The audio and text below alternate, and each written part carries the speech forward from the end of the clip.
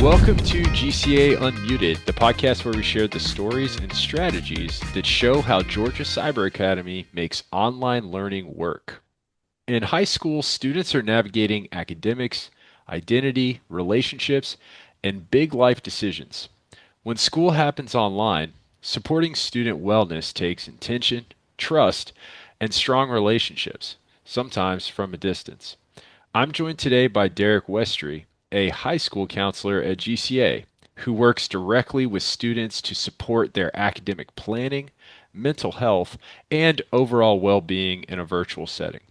We'll talk about what counseling looks like in a virtual school, how GCA supports student wellness, and why connection still matters, no matter the format. So, Derrick, thanks for joining us here to come on and chat with us. But can you tell us a moment or an experience that really highlights the role that counseling plays in a virtual high school? Sure, and thank you for having me, Halton. Today it's a pleasure to be here today. And so, uh, so I came. This is my 18th year in high school counseling, and so the first 13 were spent in brick and mortar, and now six have been here at Georgia Cyber Academy. The moments that really matter or stick out that I have had the pleasure of encountering was definitely like when we go out into the community, right? Or when we have our community days, or when I do face-to-face college tours, things of that nature. And I have students that come up to me and say, "Are you Mr. Westry?" You know, oh my God, it's such a pleasure to meet you. And it's like they meet me like I'm some sort of rock star or something like that. And I'm like, I'm just Mr. Westry. I'm just the counselor that you guys see and assist you as far as meeting your goals, your academic goals, your career goals, your personal goals. But for them, the counseling that I bring to them as far as assisting them in those three areas means something. And so when they see me out and about and they finally get to meet me outside of the virtual world, like it means something to them, it's special to them. And that makes me realize that although this is a virtual school district, you still are touching your students. They still feel you. Although you're in the virtual component, you're not there face to face, but then you still reach them. And so those are the moments that make me realize that, as a counselor here at Georgia Cyber Academy, despite not being in front of them, I'm still reaching them, and I'm still, a presence that's helping to guide them towards those goals. And so for me, those are the moments that make me realize, man, that you're really making a difference despite them seeing you, in the virtual capacity. So those are always the times that I always share as Halton, and it just encourages me to keep on going and keep on doing what I'm doing. Man, that's such a great reminder. This idea that um, you are still building trust, you're still making a connection with these students despite being online, because the proof is in the pudding. If you see them out and about and they're like, hey, Mr. Westry, what's up? What do you think it is about what you're doing then, before we like move on, is because clearly you're building a connection Mm-hmm. online with them, because otherwise they would probably act like they don't know who you are, or they'd run the other way, Exactly. right? They're they're Exactly. they're they're excited to see you. So, do you, can you pinpoint any like specific thing that you think that you're doing with these students that's actually building connection with them online, so that they feel comfortable like coming up and excited to see you in person at these different in-person events? Mhm. I think the biggest thing, Halton, that I create, man, is just hope, belief, and just the opportunity for them to feel comfortable in their own skin and feel like they're not being judged, and feel like it's okay with being one of one, right? And so for me, for my caseload, we're called the Westry Squad, right? We call the Westry Squad. We call the Bow Tie Gang, as you can all see here. I got the bow tie on here, and that actually came from a student when I first started here, who said when I came on and I had the bow tie on, he was like, "Man, if more students wore bow ties, I'd probably listen more." And so I had that ever since. And so I offer the opportunity for them to feel loved. When I greet them, I say, young kings and young queens, which makes them feel special. They feel a part of something. And so I'm always not being too serious with myself. I see them and I'm always encouraging them. When I meet with them at homeroom, I'm providing inspirational quotes. when I'm talking with them as far as their goals and their aspirations, I let them know that it's okay for you to, look at what you want to do and not just feel like you have to fall in line with what everybody else does. And so my thing is for them to feel love. My thing is for them to feel included. My thing is for them to feel that they are special and they are unique, and that they, that at the end of the day, they are part of a GCA family. And so family is real important. And so because, I make sure that they feel included, I think that creates a unique connectivity with them as well. Because I get a lot of stories where they say, hey, when I was at my old school, I didn't know who my counselor was, or I never met with them. And I say, no, you're gonna know who I am. You're gonna make sure that you know that, hey, you come to Mr. Westry, in Westry Squad, that you are going to be heard, that you're going to be seen, and that you are going to be supported. And so as long as I provide those beliefs with them, it makes them feel like, hey, you know what? Seeing the counselor isn't too bad. Having no part of my life isn't too bad. And I'm glad that the GCA Council Department, really supports me as far as my future endeavors, and also with my present endeavors as far as who I want to be and who I am currently. That's so good. And now I feel like I need to go get a bow tie. Now I can join this bow tie gang over here. Derrick, what would you say, like, how would you explain your role as a high school counselor in a virtual environment? What are you really doing? Can you break down your kind of day to day, week to week, year over year? Like, how do you see your role as a high school counselor in a virtual school, and how would you explain it to other people? Sure, sure. My role is to support, love on, care for, influence, push, motivate, give resources, just whatever the student needs, to meet them where they are and to push them to where they want to go. So, a typical day in a school of in a counseling world is never the same day twice. All right. So, in that world, you have students students and parents may ask you questions regarding their schedule, what type of classes I need to go into. Hey, I'm interested in going into this career field. Do you have any resources that provide me more insight into that? I need help, Mr. Westry, as far as finding scholarships. How can I do that as well? We'll have counseling meetings that are created, to go over, hey, what are my future schedule looking like? I'm thinking about going into dual enrollment. What does that look like? I am the military careers coordinator as well. So I'm interested in military. What does the ASVAB look like? How what do these different branches have to offer me? How do I get into those? I do the face-to-face college tours as well. So, Mr. Wesher, I'm interested in this college. Are you guys having a college tour that's coming up quite soon? I didn't do well on my tests. Okay, Mr. Wesher, how can I do better? How can I be better? What type of organization skills, what type of study skills I can do to make sure I do better next time? My grade is lacking. I got 2 weeks left. Mr. Wesher, what can I do to get things going, to make sure that I pass it by the end of the end of the semester? And so my everyday focus is to support students wherever they are, whatever they need, and for whatever they need to do, whatever they need to do to make sure they push forward. And so that's why I love school counseling, because no day is ever the same. My duties and my roles may change. I may be father figure, and so I'm having a tough time talking with my family. So what can I do? Or I'm still trying to struggle with my identity, or I'm still trying to tell my parents about things I want to do with my life. Mr. Wesher, how can I best do that? And so by having all those multitude of questions, it keeps me fresh, it keeps me on my toes, and it keeps my role ever changing.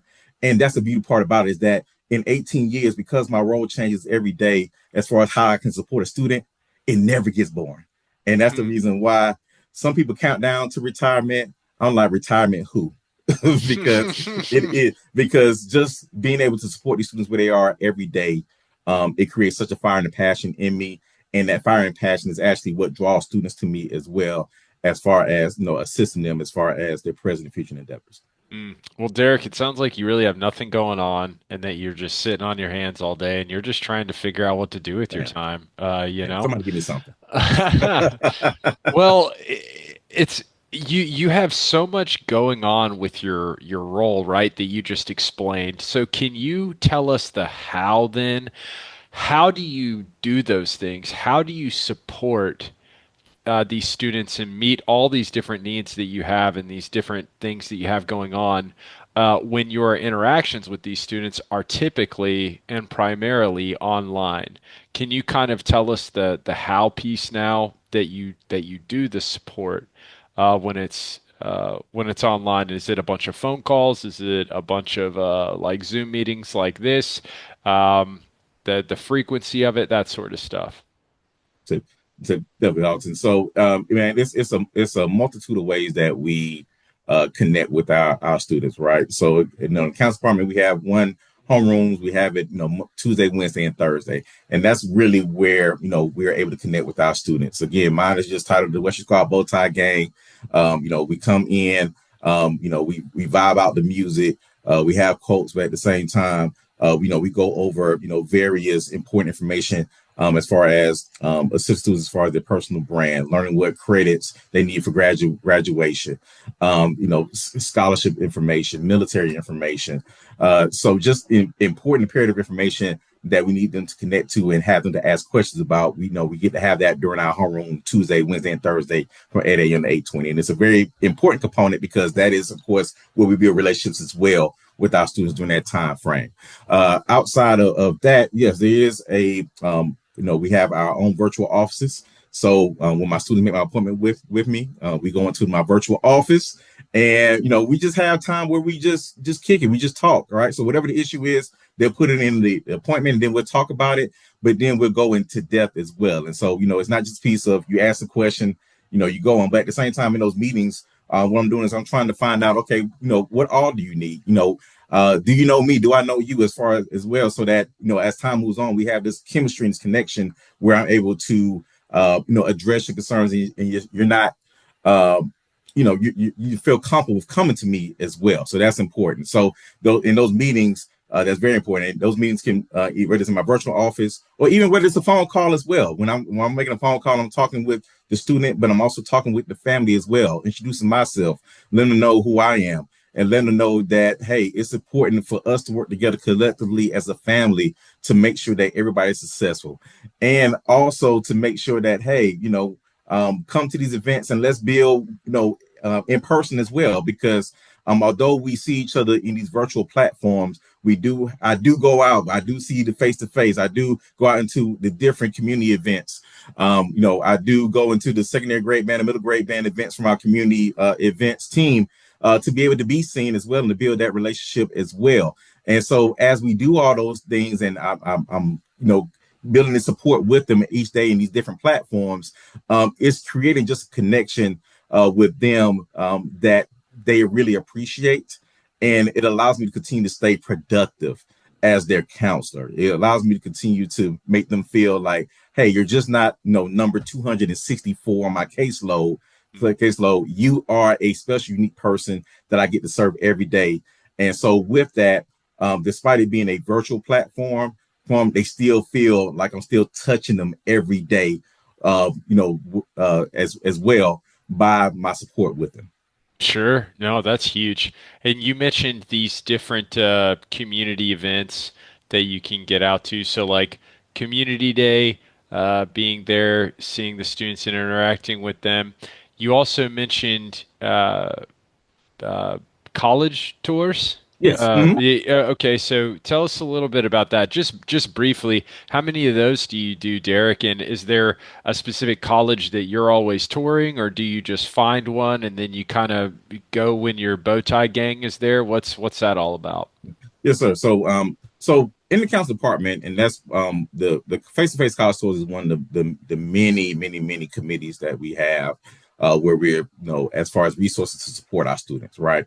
And so the face to face college tour is just one of the committees that I'm a part of, that I'm the lead on. And what it is that we actually send out a needs assessment often to students to see what type of colleges they're interested in, or what they want more information about, or where they would like to actually go and visit. And we take that needs assessment, and we take that and we kind of orchestrate the colleges that we decide to visit for the year. And so typically, Halton, we do about 18 a Wow. year as far as face-to-face college school. But then we also often have virtual college visits as well. So, which is a component that my colleague Amy Grasso is over.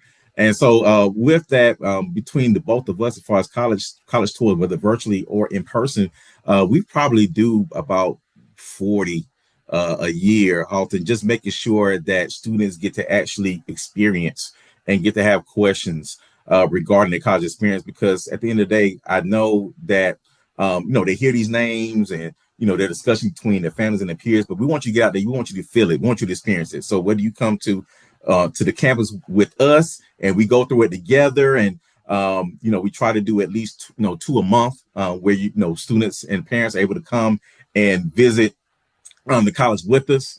And we typically have about 35 to 40 students that come and visit those, or either the virtual ones where we have a college representative that comes in and you get to log in and you get to ask questions and they go through a virtual tour with you as well. It just helps us to continue to make that connections with you and to continue to support you and to guide you. And so it's one of those opportunities that I've been privileged to have as far as leading those face-to-face college tours. This is year 5 for me doing it. And since that time frame, it has led to so many of our GCA family just applying to colleges while we're there, whether at the face-to-face or whether virtual, because they get the opportunity. And now they are actually, on those campuses now based on those experiences. So it's important. It's something that we definitely cherish in the council department. And it's another opportunity for us to connect with our students and assist them as far as support. Man, what a smart event to do, and how beneficial is that? What would you say then are some common challenges that you see? What are some common challenges that students face in a virtual setting, and how do you help address them? What are some things? Is it like navigating technology, or is it, making sure they get all the courses that they need to graduate? Is it like what college do they want to go to? Like, what would you say are like some common things that you see that you kind of have to help students address? Definitely. Of course, I think with any platform, whether it's virtual or in person, you have to deal with just the organization and time management and just the motivation. Because here, in the virtual world, you're not in you're literally not in a classroom where you have a teacher in front of you that's making you work. You have to get up. You have to have your own motivation and push forward and not fall behind. So a big thing that I work with students in the setting is time management, organization, staying on track. And so I know for I do something called weekly academic progress monitoring with students, definitely who have those difficulties. And so we sit down every week and we actually log in and we make sure that we go through your classes, make sure that you're not turning in late or missing assignments. I'm looking at deficits to see where we can do or how we can organize to see what's going on. And then we create interventions and game plans to make sure that we get back on track. And that has been very successful because that one-on-one interaction and talking with them and helping them to build and increase their skills actually allows them to actually get into the course and really helps them to bring up their averages. And so so those are the big things that we work on. Just learning that is different from brick and mortar. That you have to you have the intrinsic motivation to make it work. And then also just inadequacies. You have students who deal with self-esteem issues, here. And so, having them to find out their uniqueness and find out, how special they are and just how, every student is one-on-one. So you have to find your own uniqueness and, be okay with who you are and understand that you have, your own superior level of intelligence and uniqueness about you that you can use to be able to, be an achiever as well. Of course, with our students as well, we have different, just emotional situations such as family, friends, girlfriend, boyfriend, or we even have, death and grief as well with our students too. And so with that, we've created different small groups.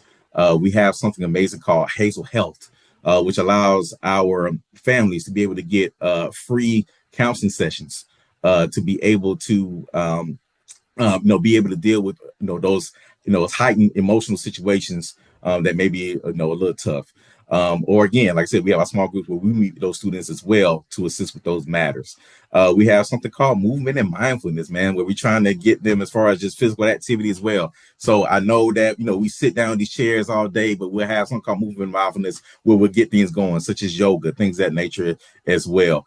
And so so we'll give these different resources to assist kids getting money for college. We have the scholarship team that where we do the different scholarship nights, different scholarship workshops, virtual lunch and learns to assist students as far as getting scholarship money pay for college because they're doing all these wonderful things at GCA to meet those goals. But we need to make sure that they can pay that they get a free ride as well. So so we give them that situation as well.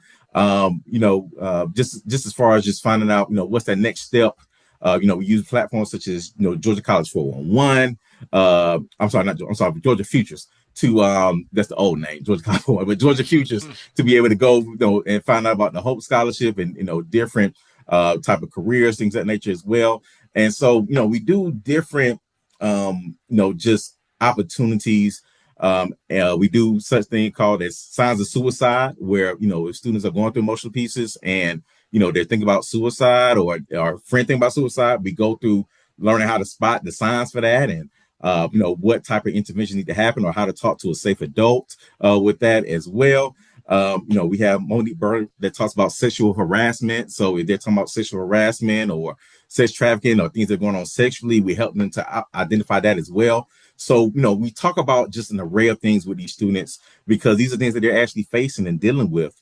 And we want to make sure that we are prepared, we're equipped, and that we provide resources that allow them to effectively resolve these situations. And at the end of the day, teaches them as far as, moving forward as young adults that, hey, if I can, resolve these situations now here at GCA, then I can resolve them, once I leave GCA as well. And it sounds like we have a ton of resources available and smart systems and different groups available to students to make sure that they don't slip through the cracks, even though Yeah. you are in charge of so many students, like you said, over 260 or something. What do you think, Derek, other schools could learn, whether they're virtual or brick and mortar, from how GCA approaches counseling and student wellness? The biggest piece, especially when you're talking about just as counselor, and one of the biggest reasons why I became a counselor, Halton, was because when I was in high school, I didn't know who my school counselor was. My school counselor,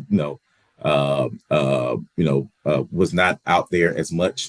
And so one of the biggest things is that as a council department, we are out here. Like we are not hiding in the shadows. We are not hiding behind walls or anything like that or whatever. We are out here and we present ourselves as such, and we create different opportunities to celebrate the students and to support the students and to be there for the students. And so people always ask me, especially when I go to different counseling workshops, like, man, you live in virtual, like, how do y'all do that? I'm like, it's because we want to, and because although we're in the virtual world, we still make the choice to reach out, and we still make the choice to say, this hand is going to still come through the screen and touch you on the shoulder, because the virtual setting does not stop us from being able to support you and being able to celebrate you. And at the end of the day, our energy is going to be different as well. Our energy is going to come out here, and you're going to feel us. Okay, we do something called our senior shout outs, and that's something I when you go and you see it, our last senior shout out, we had over 300 people that attended and just celebrated our seniors. Again, we're always doing our newsletter to put out just more opportunities. We offer just different, just studying opportunity resources for the SAT, ACT. At the again, the scholarship things, we're always doing something every week, Halton, to make sure that our name is out there, to make sure that they see us as far as the council department. And that's the difference. That's the difference, is that we don't just pop out when it's time for scheduled times. What I'm saying, we pop out every week, making sure that you know who we are, making sure that we prepare our students, and make sure that that at the end of the day they know that they are loved, and that we're not just people who do their schedule. We are people who genuinely care about them, support them, love them, and will always be here for them. When they're here, and also when they leave as well, because they still reach back out, Halter. They still reach back out and ask for assistance and help. And so if school council departments show that same type of commitment as well, then you will see a thriving council department such as we have here at Georgia Cyber Academy. No, Derek, that's a great point. The idea that is your counseling department just going to be the schedule and that's it, sit back? Or, like you said, are you going to be one who's out there, that's available, that's reaching out to the students, that's being a lot more proactive rather than sitting back? Is that what you would say then? Would you add anything else to the question, what do you think makes GCA's counseling model effective in a virtual environment? Because you have already, like, you know, explained and shared a ton of resources and things y'all are doing and different initiatives and available and the ways y'all support the students. But is there anything you would add to, like, hey, this is really what makes GCA's counseling model effective in our virtual environment? No, definitely. So one, we have amazing council department administration that believes in us and that has that vision and that actually comes in and asks, hey, how can we support y'all?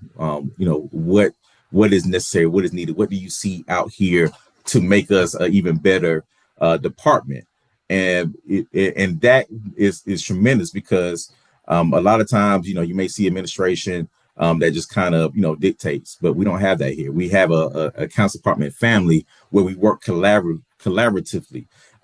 Just even when we have our different, events where we are either meeting virtually or meeting face to face, from the first things that happen is, hey, how you guys doing? Hey, here is our council member of the month. Hey, what are the wonderful things that are happening with you guys? Hey, what are you all seeing out here that we need to address? And by you having those type of components, man, it creates a foundation where you feel like you have a voice, and at the same time, you're willing to go back and support with whatever is needed as well. And so even if something comes up last minute, you're able to jump out there and say, hey, we'll do it because you have a supportive team, you have a supportive administration that makes you feel like, man, they go to bat for us, so why wouldn't I go to bat for them as well?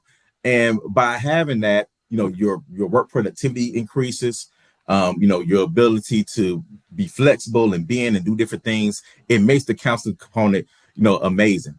And because at the end of the day, we have so many committees as well as far as things to do, then that's different as well. We have everything from a wonderful career day, which which takes a lot of work, but many of the students see the different careers that they can go into and may not have thought about that. Fire prevention, cyberbullying, red ribbon, apply to college week, which is a big, huge thing that we create connectively to help students apply to college for free and be able to find the colleges that they look for. Okay. What is Bridgeville, 12th grade, 11th grade, 10th grade parent night, 9th grade parent night, governor's honors program, UGA certificate of merit, man, the post-secondary days, the scholarships, man. We take the time, our department does so many initiatives to come out there and show GCA, how we support them. That's what makes our council department so unique, is that we are willing to put out there so many initiatives to show who we are, um, and to show the students how we support them. And at the end of the day, we have a administration that supports us in all of those pieces as well. So it's Mm. amazing. As long as council departments learn how to do that then they can be as great as the Georgia Cyber Academy counseling department. But in the meantime, we will continue to set the standard. That's so important, and that's a great reminder to know that to be an effective department, having that strong leadership at the top guiding the way, that's so important and a good insight for you to share for us. This might make your bow tie fly off in anger, pop off, but I could be wrong. But what would you say to somebody who believes, you know what, you can't have meaningful counseling online? You just can't. You can't do it. It can't work online. What would you say to somebody who believes that or says that? Okay. Well, you know what, Halton, it didn't, my bow tie still here. So, it didn't fly off. But of course, there's something that you realize that there's always going to be some type of doubt with people because some things are just new. Some things, people just can't, see or believe because they already have, premeditated thoughts regarding this.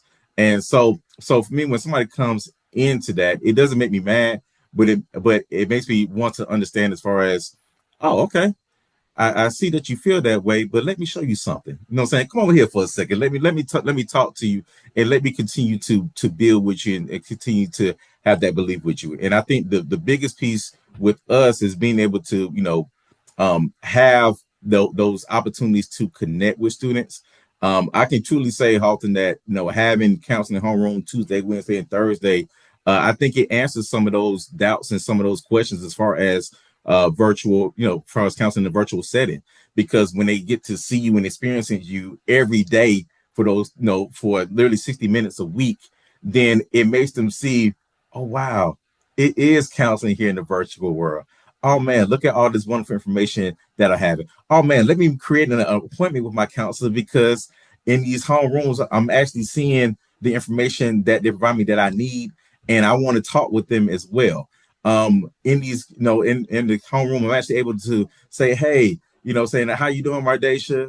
Everything's good with you. I'm able to build those connections, and it allows them to be able to see that, man, we are genuine people. We have the title as a counselor, but we genuinely love and are here to support you. And it creates a euphoric feeling for them that allows them to believe that there is real counseling in the virtual world. There is not a disconnectivity.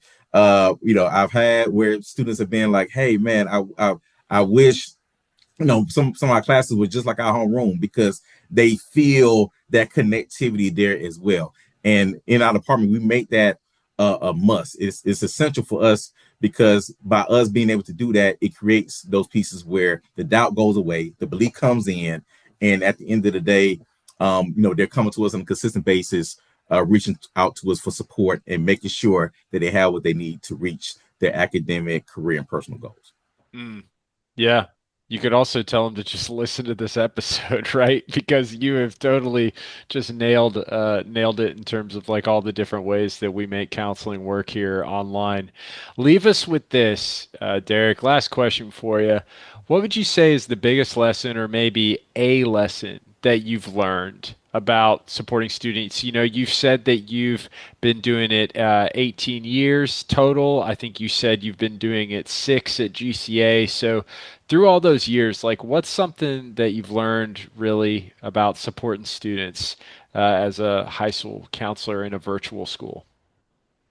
Definitely. So for me, Halton, my main thing was that I always want to give students the counseling that I would want myself if I was in high school. One of the things about being able to be at the age we are now is being able to be reflective, right? And being able to look back and say, hey, you know what, maybe if I had this guidance, maybe I wouldn't have made this choice. Or maybe if I knew this, maybe, I could have started this journey a bit earlier. And so I always go back to thinking about, man, what type of counsel would you want? Would you have wanted when you were in high school? And that creates a foundation for me as far as being able to address my students as well.